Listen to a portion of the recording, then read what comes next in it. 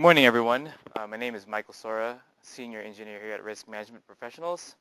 My background is in mechanical engineering. I help oil and gas facilities with their revalidation as well as their capital project HAZOP and LOPA studies. I also have my colleague here, Tim Lee, who's going to be presenting a part of this webinar today, and he'll be introducing himself later on. So a little bit of logistics. The audience will be in listen mode. But if you do have any questions, please feel free to type it on chat, and we will be answering your questions in the end. We have a Q&A portion, as with all the other webinar series that we've had.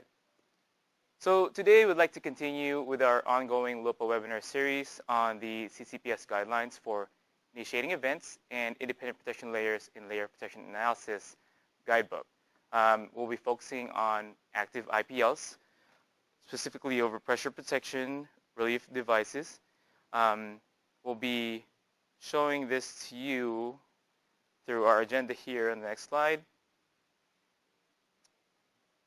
So as you can see, we have IPL definitions and attributes.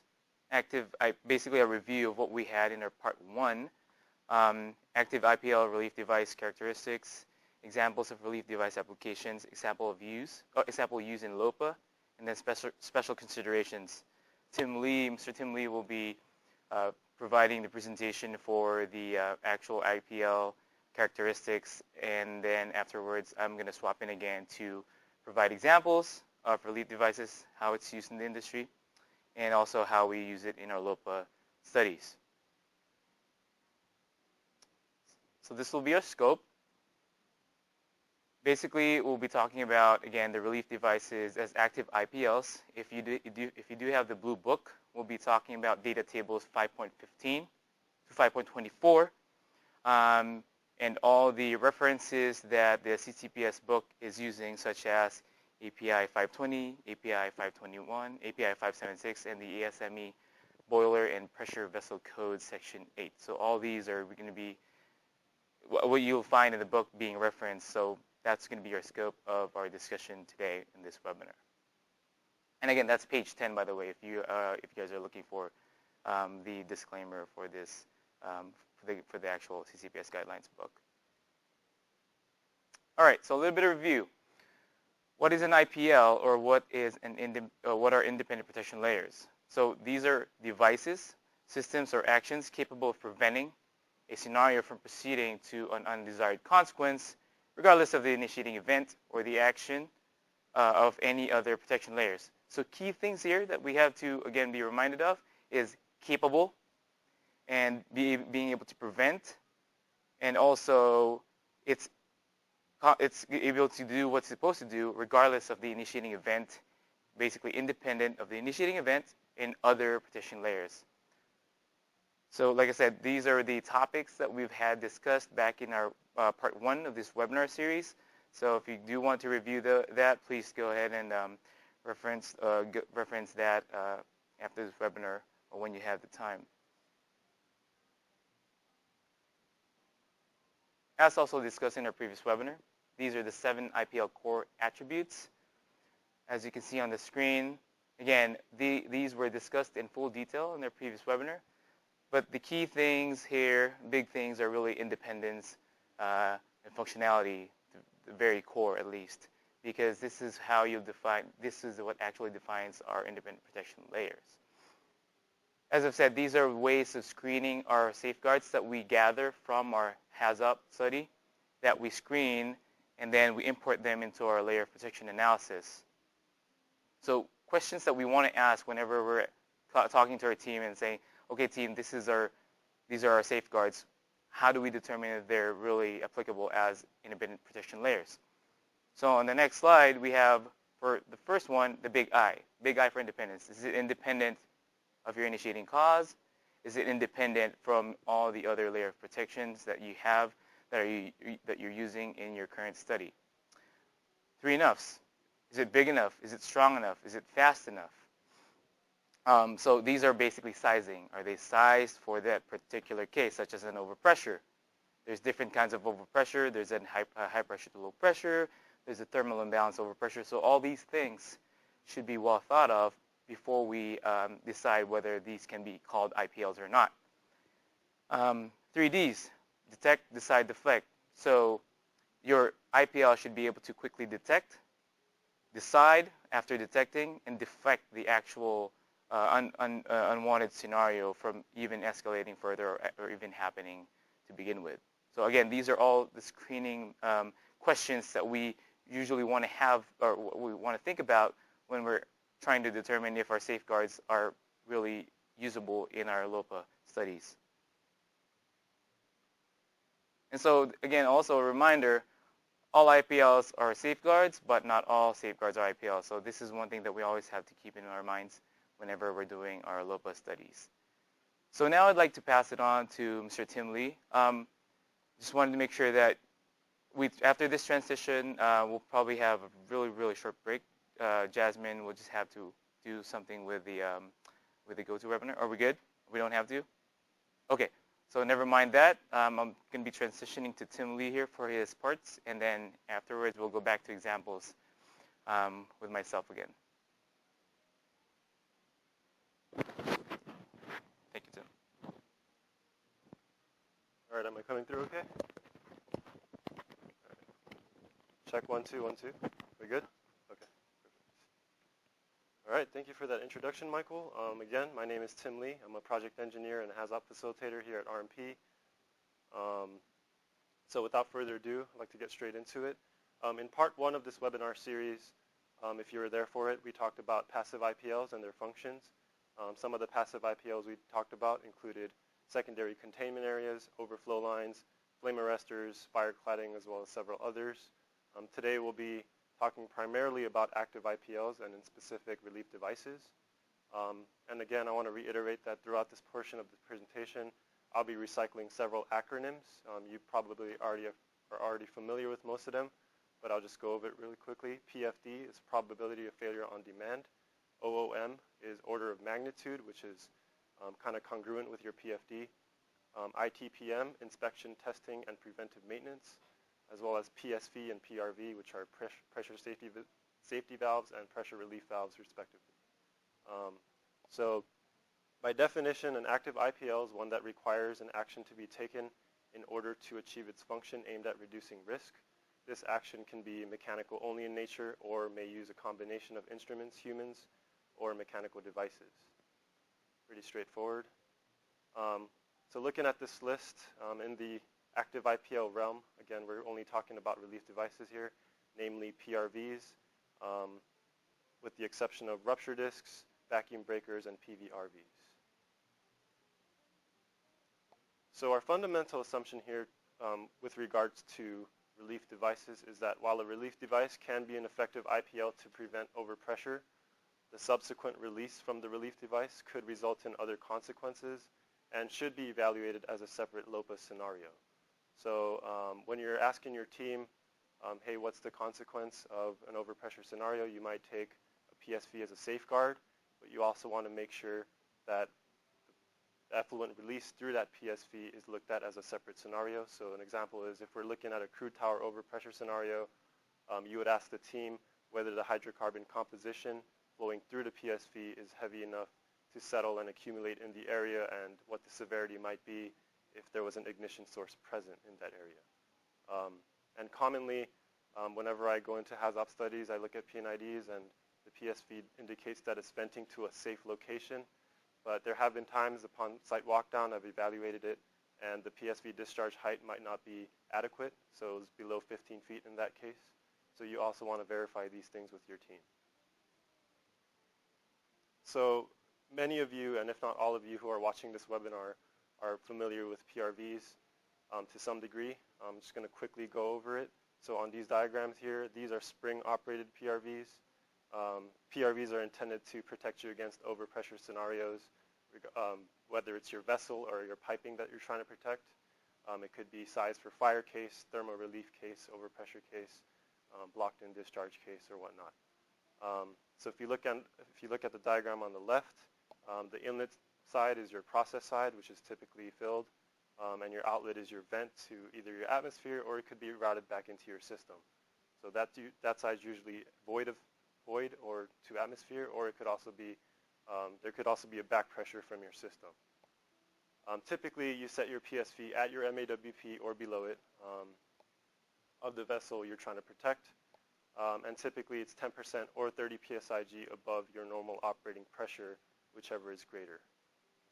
And the onset of leakage of piping / vessel or your vessel is expected at pressures exceeding 121% of design.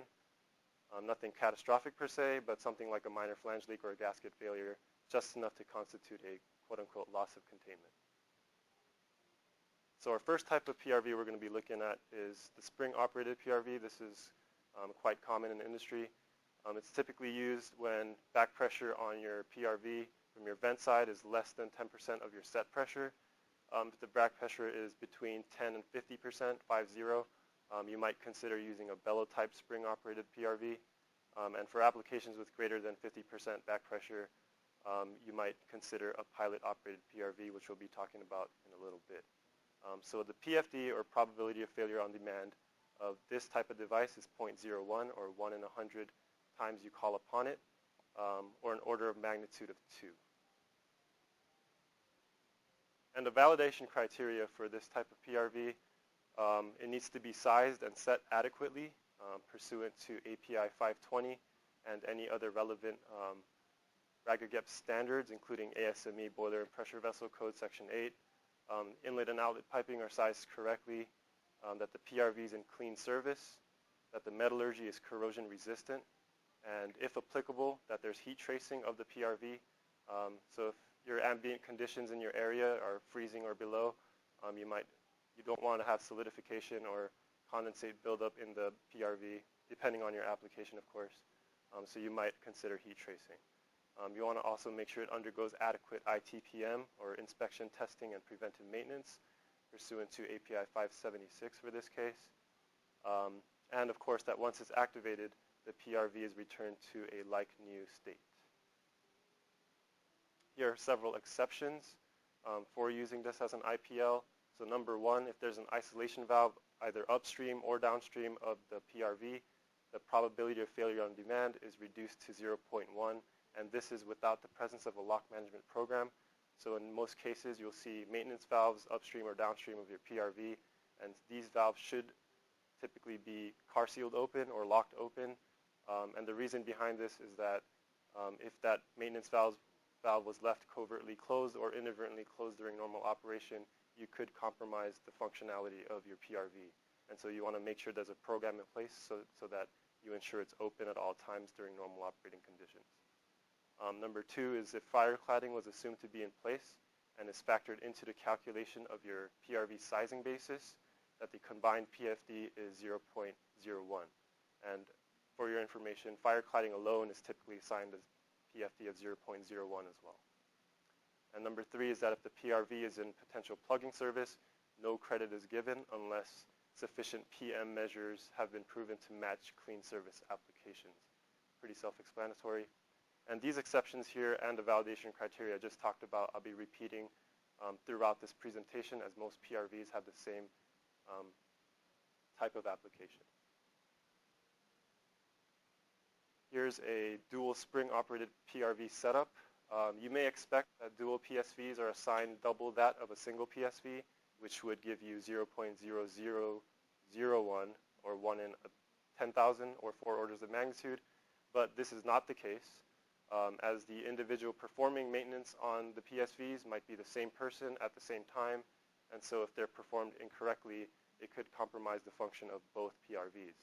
And thus, PFD of 0.001 is given, or an order of magnitude of 3. So the validation criteria is pretty much identical to what we just talked about with the single PRV, except that in this case, you want to make sure both PRVs are sized and set adequately. This means that they need to be 2 by 100% capacity, and that they should be staged in set pressures. And I'll talk more about staging in a little bit. And the rest of what you have on that list is pretty much what I just talked about.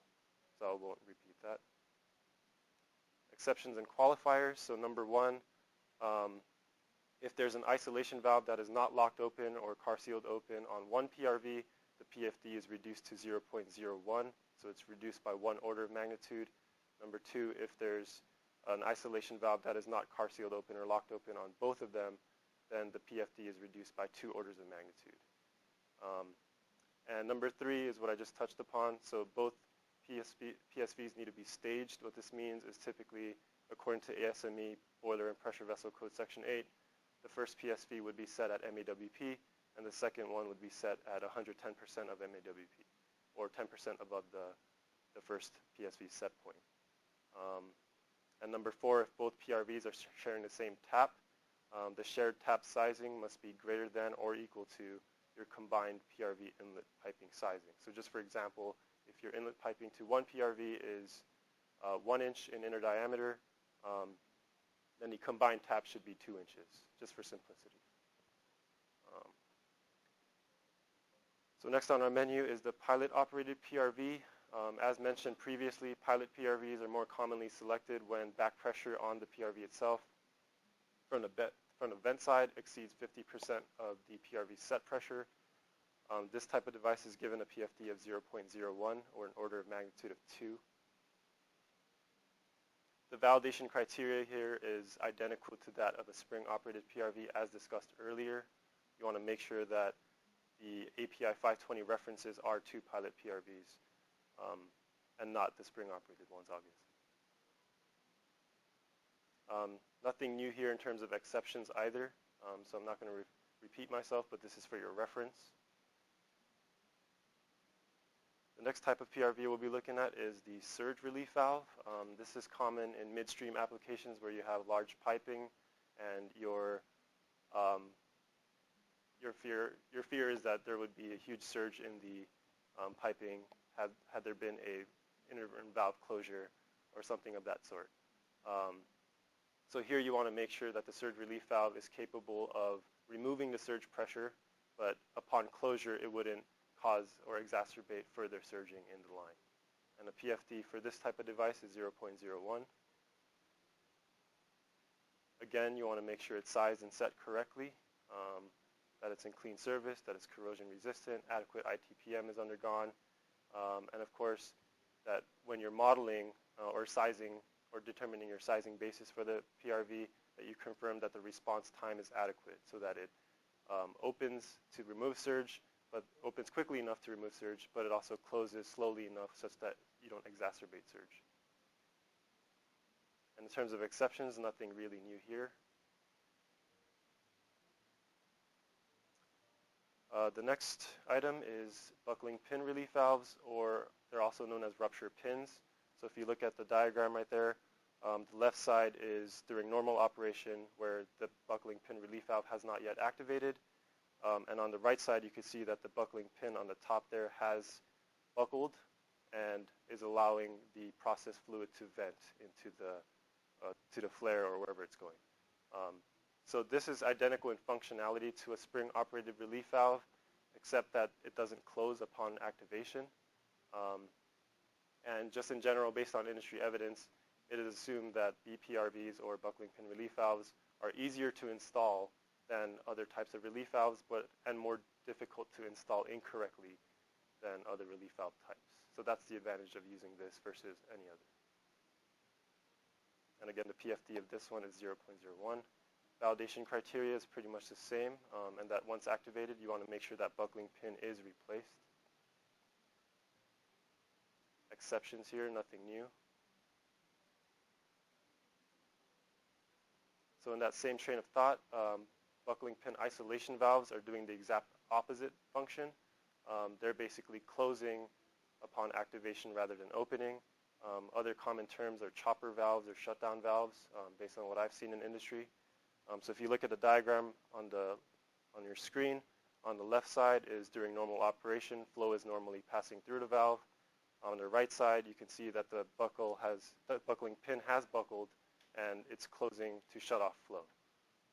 And usually this is placed in a location between your pressure source and the vessel that you're trying to protect from overpressure. And the PFD for this device is 0.01 as well. As far as validation criteria goes, the same things apply. You want to make sure it's rated adequately to protect your downstream vessel, that it's in clean service, that it's corrosion resistant, and it undergoes adequate ITPM. Once activated, you want to make sure your buckling pin is replaced. Give me 1 second here to readjust. Am I coming through okay? How's the audio? This is good? All right, perfect. And the only real exception here is that you want to make sure it's not in potential plugging service, or else no credit can be given unless you can prove that sufficient PM measures are in place. Rupture discs. These are designed to burst or break at a specified pressure range, so they're not as precise as a set point on a PSV per se. They have a larger safety margin or plus minus error.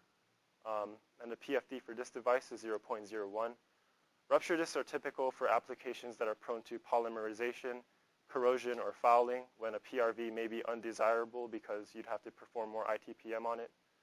The disadvantage of a rupture disc being that once it's opened, you'd have to replace the entire rupture disc, and that also it may burst inconveniently during a high pressure spike in your system that may not necessarily be hazardous. The validation criteria for a rupture disc is pretty much in tandem with what we've been talking about earlier. You want to make sure it's sized adequately for the scenario. It's in clean service, it's corrosion resistant, there's adequate heat tracing if applicable, that it undergoes adequate ITPM, and that once activated, the entire disk is replaced.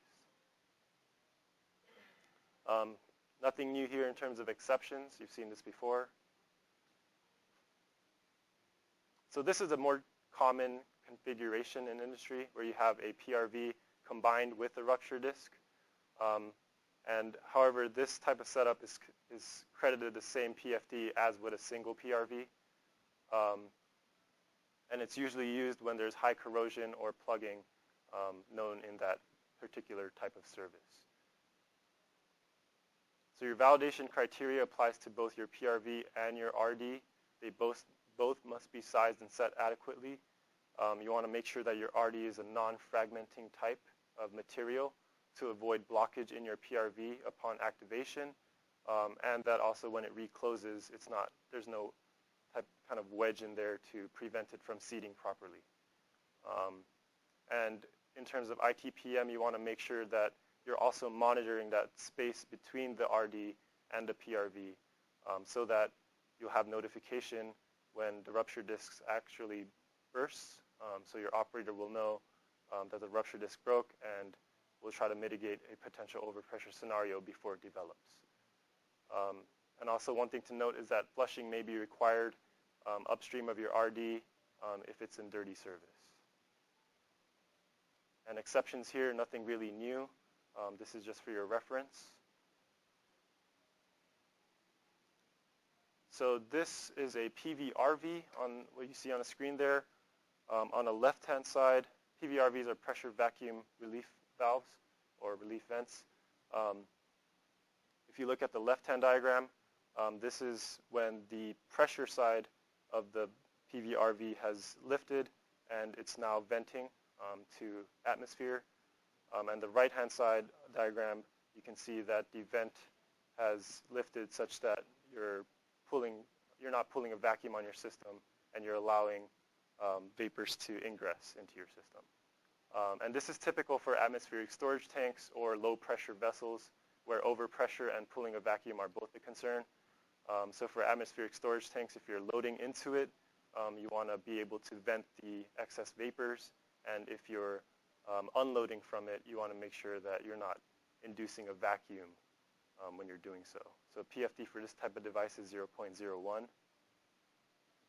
The validation criteria are quite similar to what we've been talking about earlier, with the exception that if the PVRV operates in low demand mode or less than once per year.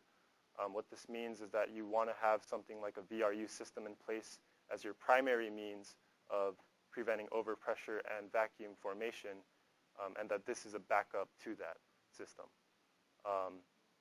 Same thing applies here: adequate heat tracing, corrosion resistance, clean service, and undergoes adequate ITPM.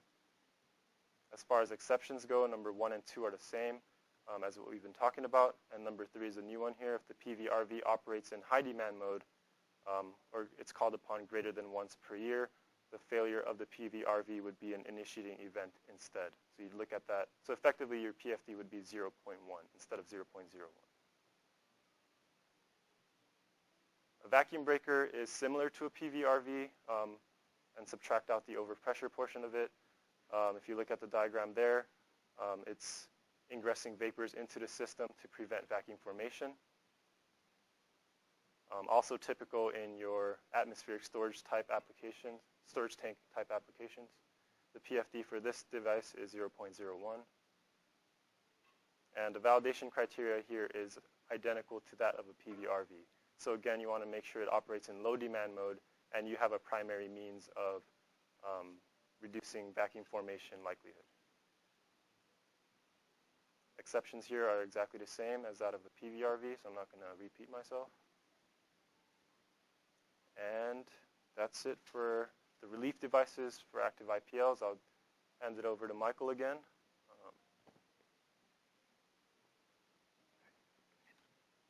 Thanks. All right, coming in clear? Perfect. Thank you, Tim. Appreciate that. All right, so now we'll be talking about examples. So basically typical applications of your relief valves, how they're used in the industry and how you would see them. So first, this is our slide. So our first example is your typical storage sphere or storage tank. Basically you have an inlet piping processing that comes in, and then you have an outlet, usually in the bottoms. As you can see, we have two PRVs here that can be either going to atmosphere or to a flare system. So again, this is rather typical. You've seen this before. You've worked around this before. So this is one good example of how relief valves are used. This relief valve may be either staged or they're both 100% spared. So N+1 basically. So again, it depends on how big of a PSV you want to use or how many PSVs you want to use. It all depends on that, as well as, of course, the other exceptions and applications that you want it to, where you want it to be in your particular setup or your system. Next example here, you see this typically in your tank farms. You have multiple pipes, basically what we call spaghetti piping in your tank farm system. So as we know in the tank farms, we have multiple valves that we can close and possibly have a segment where there's going to be possible dead leg or hydrocarbons in there, or typically anything that can expand under the heat of the sun or extreme climate. So these are things, this is something that we need to watch out for. And as typical, we have thermal relief valves that are being utilized to ensure that there's no potential for thermal expansion that can lead to either flange separation or overpressure of the piping or the isolated piping. So that's another example of relief valve in use in our industry. And this next one is your compressor setup or pump setup. So for this example, if we block the discharge of this compressor, you'll see that relief valve there. This is one of the known safeguards or IPLs for a compressor system. So what this is basically is to make sure, what we want to make sure is that we have this PSV size for either the compressor casing. Let's say, for example, you're using a recip and you have a casing. We want to make sure that that relief valve is set at either the compressor casing MEWP or the pipe rating of your discharge piping. So these are things that we have to consider when we're sizing and when we're actually using them in our LOPA studies. We want to ask the team, is this here to protect the piping, or is it here to protect their casing, and so on and so forth. So when we're doing our LOPA studies, we want to make sure that we ask all the crediting criteria or screening criteria that basically Tim had discussed in his previous slides.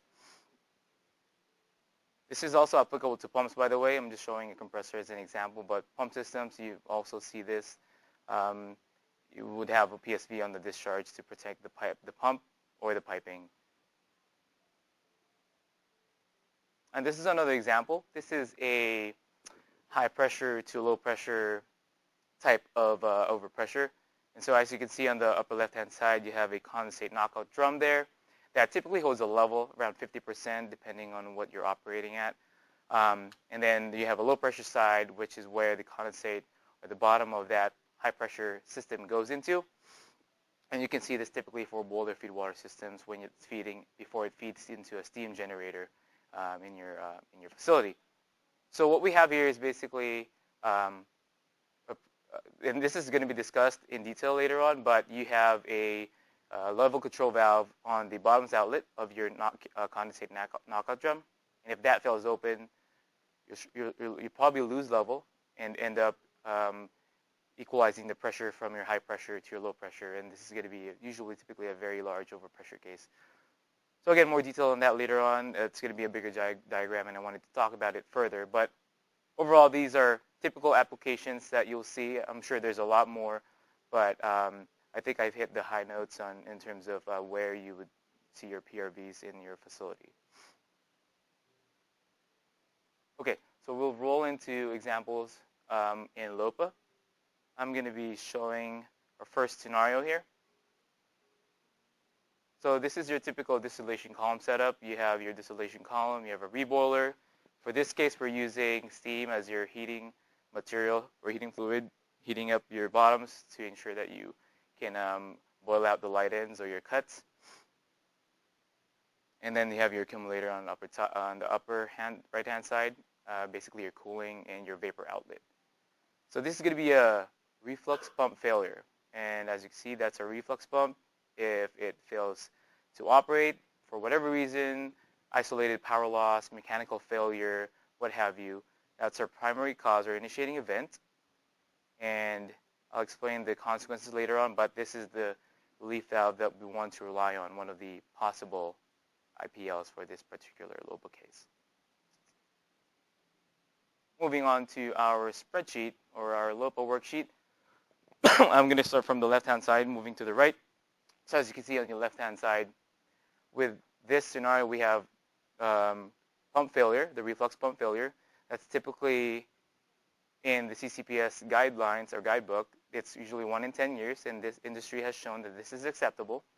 For the sake of simplicity, we'll not be using any conditional modifiers. So as you can see, it says none there, and that's left as a 1 in terms of the modifier. And for the consequence, so what if you lose your reflux pump? For this case, you can possibly you will have loss of reflux, and so you lose cooling, and eventually increase your temperature, and of course your pressure in your tower, and overall and over time, possible overpressure that may challenge the integrity of your pressure vessel. So you can possibly have loss of containment and release of hydrocarbon. If an ignition source is found, then you possibly have a fire, flash explosion, and personal exposure, depending on your material. So for this case, the team has identified that the severity is a 1, and for them, this is a fatality of greater than 3%. So this is what they consider as their acceptability for risk, for severity. And for TMEL, or total mitigated event likelihood, they want to make sure that if I had an overpressure like this that can lead to 3 or greater fatality, I want it to be 1 times 10 to the negative 5, or 1 every 100 years likelihood. So as you can see, they want it to be really, really low because you don't want to, of course, be having fatalities in their facility. So we'll be using a modifier here of personal presence. The team has identified that we can use it as 0.25, as you can see there. And then on the next column, you'll see the safeguards, non-IPL. So what are these? Why are these here, you ask? Well, we want to put these here so that we can properly identify what are our safeguards and what can we use as IPLs. So at this point in time, they're still not IPLs. We're not giving them any credit at all. And then we'll move on to the next slide. So by the way, this is the potential IPL that we're hoping that is available and is sized or basically screened as an independent protection layer for this particular case. So this next slide is basically the continuation of that worksheet. moving to the right from the left to the right again. So as you can see now, the first column says IPL for this particular scenario, and it's the stage PRVs or PSV. And it is given as Tim has identified. Typically, you get 1 in 100 for staged PRV.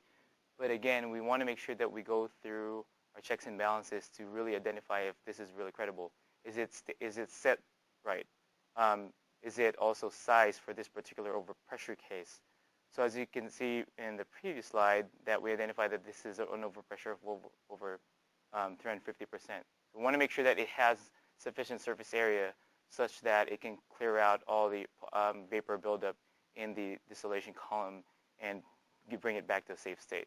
So all those checks and balances need to be done before you can actually put it as an IPL here in your study. So as you can see, this is so far during the study, the team identified that this is the only IPL that we've had. All the other safeguards here that we pulled in were not deemed as IPLs, and therefore this will leave a gap of 1 in 25 events. Oh, sorry, 1 event per 25 years. And so, just for simplicity, I didn't put the recommendation, but this definitely needs to be closed. There's a gap, so there's several options that we can do to reduce this gap to a 1 or less even. So, and just for the sake of example, typically we would want to have a, as if I go back to my slide here, as you can see on the reboiler, there's a red isolation valve there. So typically you would want to have an instrumented function there that will trip or close that valve to prevent further addition of steam into your process, thus reducing the heat input and cooling your tower if indeed you are in an overpressure scenario. So that's one possible recommendation that we can use to close that gap. It's probably going to be a safety instrumented function, but that's an example that you wanted to, I want to point out.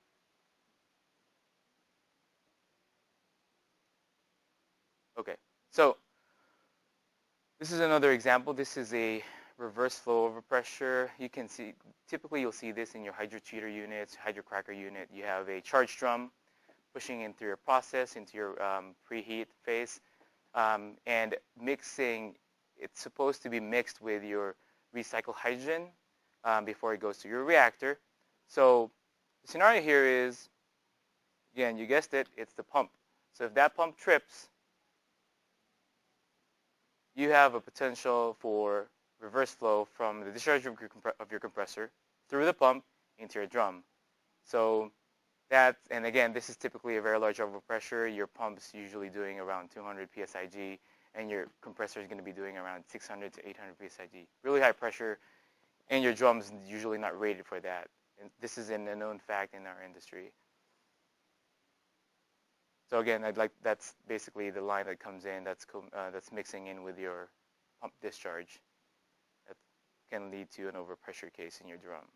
And that's a PRV that we're hoping that will help us with this LOPA case. Okay, so going through the worksheets, again, same exercise. On the left-hand side, we have the cause, the consequences, potential reverse flow from your compressor discharge, typically around 800 for this particular case, going into your through your pump and into your charge drum. So this is known to be well above 350% overpressure. I keep on mentioning 350%. That's because typically that's where you would see a complete rupture of your vessel based on industry historical data. So usually anything above that, you can safely say that I will have a rupture in my vessel if I go over that 350% overpressure. So for this particular case, the team identified that my severity is a 2 compared to a 1 on our distillation column. So 2 is a fatality of at least 1, between 1 and 3. So for them, the TMEL, or total mitigated event likelihood, is 1 times 10 to the negative 4, or 1 every 10,000 years. So as you can see, it's less. It has a less demand than the other one. It's only demanding 1 in 10,000 likelihood versus 1 in 100 for the previous one. So for this, as you can see on the rightmost side are safeguards, which are non-IPLs, a dual check valve and a relief valve combo, and SIF logic that will trip the, there's an isolation valve on the discharge of the pump that will prevent the recycled gas compressor from pushing its discharge into your charge drum. So that's what the team identified that are probable IPLs. So that's our point of discussion. All right, so this is the continuation. As you can see, we have truly credited the dual check valve and the relief valve combination. So we brought this up back in the part 1 of the webinar series. So this is considered dependent IPL. What that means is that I need to have my check valve on top of my relief valve to make sure that I can properly mitigate this particular unwanted or undesired consequence. So typically you'll see this combo because the industry does not want to use a fully sized relief valve for this reverse flow case. You'll have a very large relief valve with a very large inlet piping to it that can be really expensive. And so this is what we default to on top of the safety intermittent function. API standards has suggested to size the relief valve nominally such that it's an orifice flow through 1/10 of your largest check valve if you're using a dual check valve combination. So that's basically the sizing basis for your relief valve. Like I said, it doesn't have to be fully sized so long as it's sized 1/10 of your largest check valve in that check valve series. So in this particular case, this was given 1 in 100, as you can see even being pointed with that arrow. So the combination of the SIF and the check valve yields sufficient PFD such that the gap is closed, and as you can see, it's 0.25, so we have less than 1. And this was considered as low as reasonably possible, or we've met the TMEL.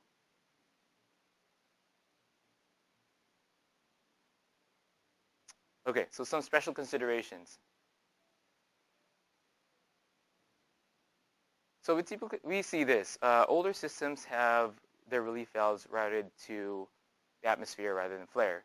And of course, we want to make sure that these relief valves are routed to a safe location. However, as Tim had identified in his sections, that we want to make sure that we cover secondary possible consequences associated with these relief cases. So we want to make sure that we analyze thermal radiation concerns.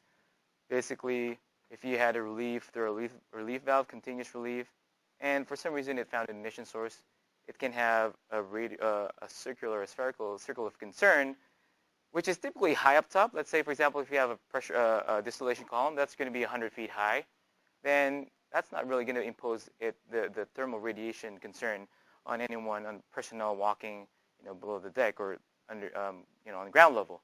However, this may be a concern for people working on elevated surfaces, like your platforms up top, if they were in the accumulator side.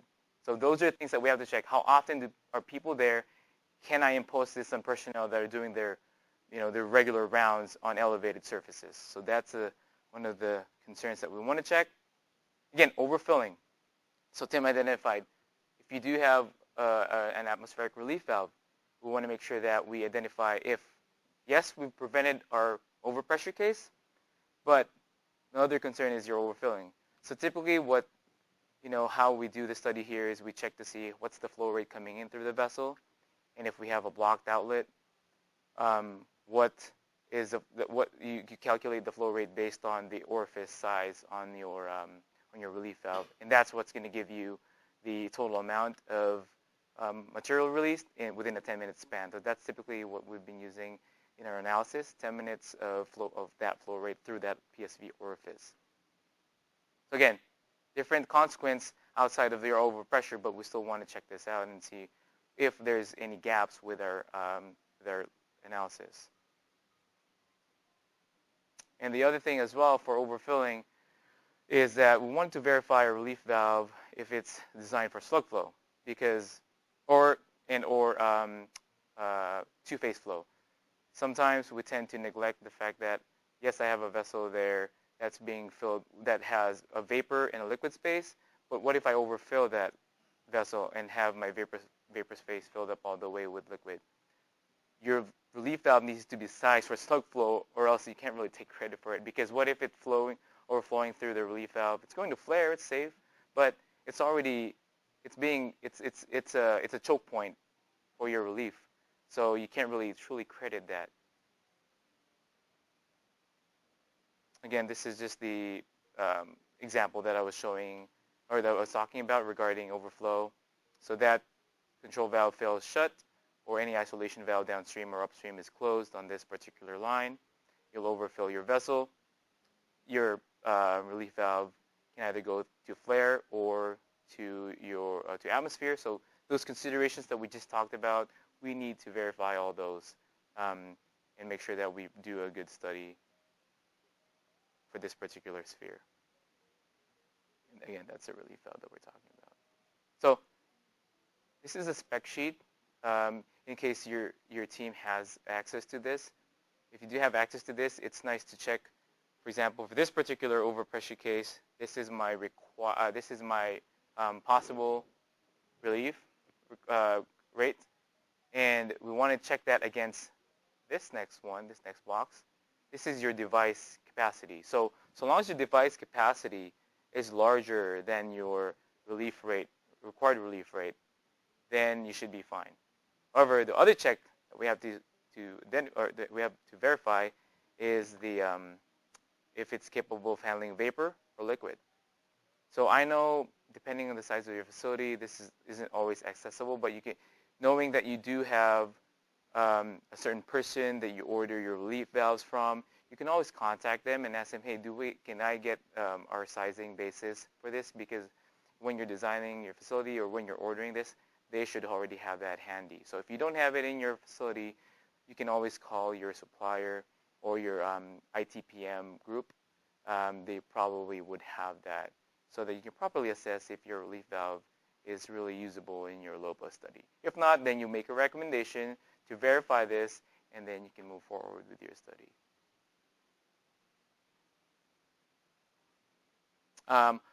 And this other special consideration, again, I promised you that I wanted to talk to you guys about this. So nothing very different. Again, on our high pressure side, we're operating at 250 psig. Operating pressure of that the low pressure side is atmospheric, and the MEWP is 50. So if this valve were to fail open, you'll most likely lose level. And as you see, the vessel is empty. And now your operating pressure of 250 will be seen in your low pressure side. So this is going to be an overpressure case, surely. So what we want to make sure is that the relief valve on the lower side, on the lower pressure side, is sized for this case. And I'm bringing this up because I see this a lot I wouldn't say a lot, but this can be commonly missed in studies. We're concerned about the loss of process fluid in our high pressure side, that we kind of sometimes tend to not see the other effect on the downstream side, which is the low pressure side here. So we want to make sure that we do our checks and balances every time we assess a particular vessel. Oh, we lost level here, but there's another consequence, which is basically, yes, you're losing process fluid on your overhead, but all my condensate now is gone, and I have my pressure going into my low pressure side. So just another check. And then also another thing, for relief valves, I've seen this before, where your relief valve on the lower pressure side is designed such that they're assuming that the pressure that's going to be imposed into the low pressure side is an overpressure case on the upstream. What I'm trying to say is that instead of having a 250 psig operating pressure that will equalize into your low pressure side, they'll assume that they're overpressuring the high pressure side as well. So you'll see that what they'll use as their design basis is that they'll set it on the MEWP of your high pressure side, which is for this case around 376 psig. So you're kind of overestimating your relief design basis on the lower pressure side, which may not be bad, But if you can't really see that pressure at all on the high pressure side, then you might, there might be, you might have something fall through the cracks and might not be able to detect that low pressure, high pressure, low pressure side. And that's technically it. Please, if you have questions or comments, feel free to type them if you haven't yet. We'll be here. Tim and I will be here for questions. So feel free to ask, please. And also stay tuned for our the rest of the webinar series. Again, we still have to discuss BPCS, SIS, among other things. That's all in the Blue CCPS guidelines book.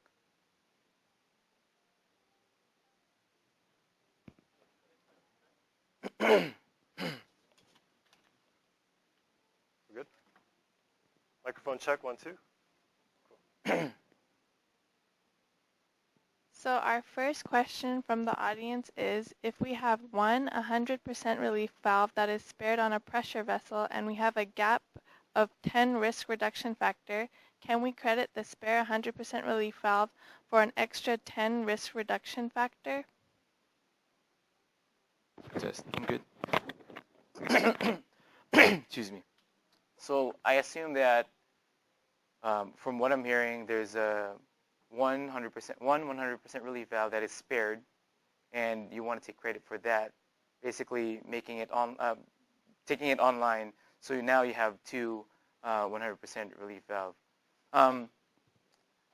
It depends really on what you want to do, but the main thing that you wanted to verify is that if it's set at the same pressure, which I assume it is because it's a spare, then you will probably have chattering issues if you put that relief valve online to be basically 2 by 100%. As Tim had mentioned in his sections, if you're using dual relief valve setup, you want to make sure that they're staged.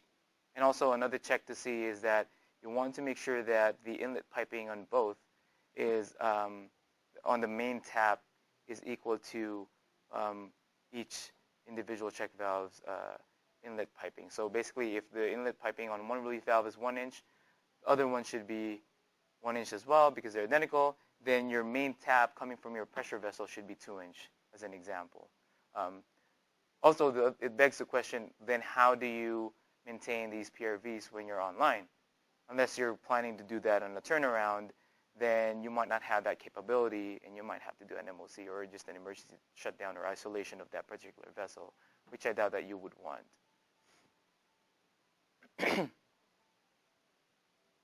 Okay, our second question is, if I have dual PSVs and they are 2 by 50%, do they also need to be staged? And how much LOPA credit can I assign? All right, so to my knowledge, so if you have a dual PSV setup and it's 2 by 50%, the one I talked about was 2 by 100%. According to ASME Boiler and Pressure Vessel Code Section 8, I believe the criteria for setting the pressures, they do need to be staged. If they're both online, 2 by 50%. The first one should be set at MAWP or lower, and the second one should be 105% of MAWP. And the LOPA credit assigned to a 2 by 50% dual PSV setup would be the same as a single PSV at 100%, so 0.01. We're good? Okay. Well, thanks for tuning, everyone. And again, like I said, please wait for our announcement for our other LOPA webinar series. And we do have upcoming webinars that are not LOPA related, but if you're in our industry, please wait for our announcements. Sorry. Thank you.